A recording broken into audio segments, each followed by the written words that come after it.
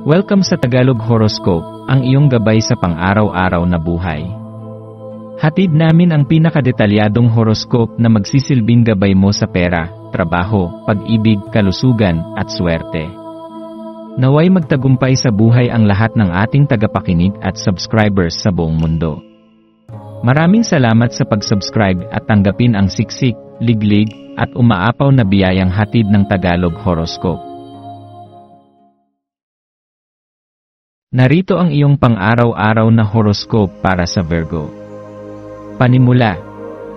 Ngayong Pebrero 15, 2025, isang natatanging enerhiya ang bumabalot sa iyo, Virgo. Ang presensya ng buwan sa Libra ay nagdadala ng malalim na pagnanasa para sa pagkakaisa, balanse, at kapayapaan sa iyong buhay.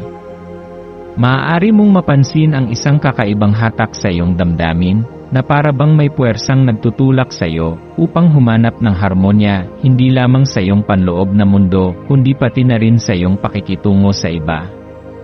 Ang araw na ito ay nagbibigay sa iyo ng isang bihirang pagkakataon upang magnilay at alamin kung paano mo mas mapapabuti ang iyong koneksyon sa iyong sarili at sa mundo sa paligid mo. Habang nararamdaman mo ang banayad ngunit makapangyarihang enerhiya ng Libra, maaari mong maramdaman ang isang pagnanais na mas lalong intindihin ang iyong damdamin at pag-isip. Hinihimo ka ng araw na ito na tumigil sandali at pagmasdan kung paano ka naimpluwensyahan ng iyong paligid. Ang pagkakaroon ng kamalayan sa iyong mga iniisip, emosyon, at reaksyon ay maaaring maging susi sa isang mas malinaw na pangunawa sa iyong kasalukuyang sitwasyon.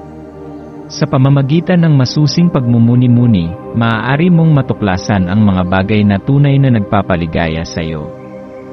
Huwag matakot lumalim sa iyong damdamin at tuklasin ang mga aspeto ng iyong pagkatao na maaaring hindi mo paganap na nauunawaan. Ang pagiging bukas sa iyong sariling damdamin at pagninilay sa kung ano ang talagang mahalaga sa iyo ay magbibigay sa iyo ng higit pang linaw sa iyong direksyon sa buhay. Ang kapangyarihan ng pagninilay at pagtanggap. Ang araw na ito ay isang paanyaya mula sa universo upang suriin ang iyong sarili at pagnilayan ang iyong kasalukuyang estado ng isip at damdamin. Sa gitna ng mga gawain mo ngayon, subukan mong maglaan ng tahimik na sandali upang tanungin ang iyong sarili, ano ang tunay na nagpapasaya sa akin? Ano ang nagpapagaan sa aking loob? Ano ang mga bagay na dapat kong bitawan upang maramdaman ko ang ganap na kapayapaan? Sa sandaling maging tapat ka sa iyong sarili, matutuklasan mong may mga aspeto ng iyong buhay na nangangailangan ng pagbabago. Marahil may mga bagay kang pinanghahawakan na hindi na nagsisilbing positibong puwersa sa iyong buhay. Huwag matakot na bitawan ang mga bagay, kaisipan, o paniniwalang humahadlang sa iyong paglago. Ang pagtanggap sa katotohanan ng iyong nararamdaman ay ang unang hakbang sa mas malalim na pagpapalaya sa iyong sarili mula sa anumang emosyonal na pabigat. Ang introspeksyon ay hindi isang bagay na dapat mong takasan. Sa halip, yakapin mo ito bilang isang proseso ng personal na paglago. Sa pamamagitan ng malalim na pagninilay, maaari mong matuklasan ang mga sagot na matagal mo nang hinahanap. Ang kalinawan ay hindi laging dumarating sa isang iglap, ngunit kung ikaw ay magiging bukas at matyaga, makikita mong ang mga kasagutan ay unti-unting lilinaw. Ang kapangyarihan ng suporta at koneksyon. Ngayong araw, maaaring may isang tao na makakatulong sa iyo na makita ang iyong sitwasyon sa isang bagong pananaw. Isang kaibigan, mentor, o kahit isang estranghero ang maaaring magdala ng mahahalagang payo na maaaring makatulong sa iyong desisyon o pananaw sa buhay.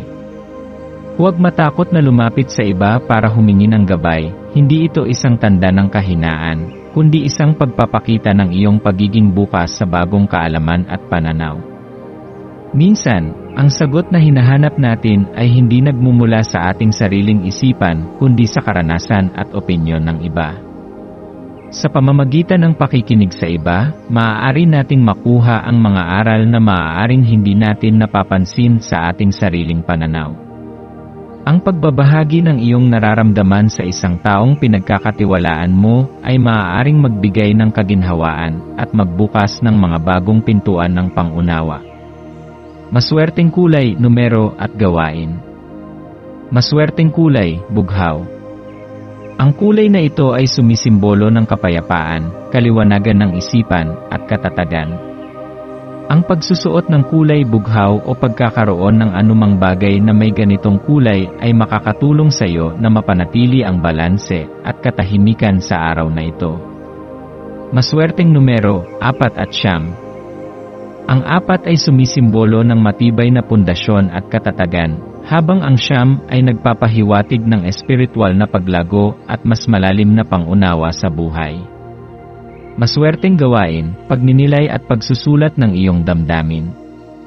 Ang pagtatala ng iyong mga iniisip at nararamdaman sa isang journal ay makakatulong sa iyo upang mas lalong maunawaan ang iyong sarili at makita ang mga bagay sa isang mas malinaw na perspektibo.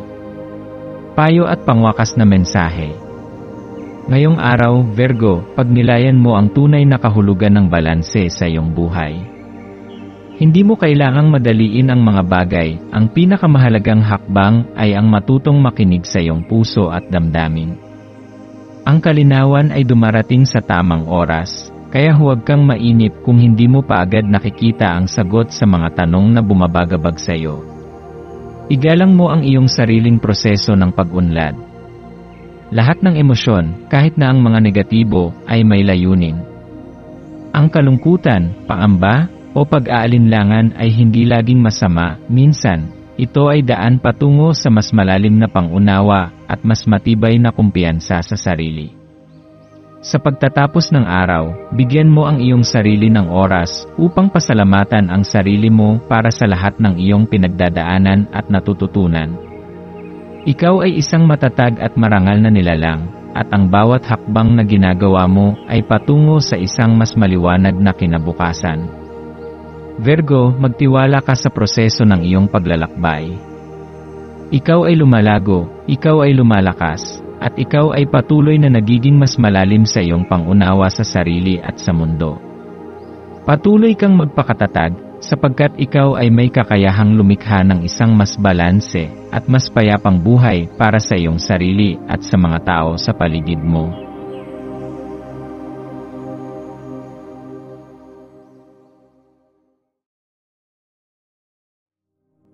Tayo ay magkaroon ng kaunting sandali upang ipagdasal ang lahat ng mga dalangin ng ating mga subscribers, na sana'y matamo nila ang kanilang mga pinapangarap sa buhay, magandang trabaho, mabuting kalusugan, payapa at masayang pamumuhay, at siksik, liglig at umaapaw na biyaya at kayamanan. Ipinagdarasal namin ng mataimtim ang lahat ng mga komento sa nakaraang video, at hinihiling namin, Panginoon, na pagpalain mo ang ating mga subscribers ng masayang buhay sa mundong ibabaw. Maraming salamat po. Maraming salamat sa panonood ng iyong horoscope ngayon araw. Naway gabayan ka ng mga bituin sa iyong landas. Huwag kalimutang mag-like, share, at subscribe para sa iba pang cosmic na kaalaman. Hanggang sa muli, manatiling konektado sa universo.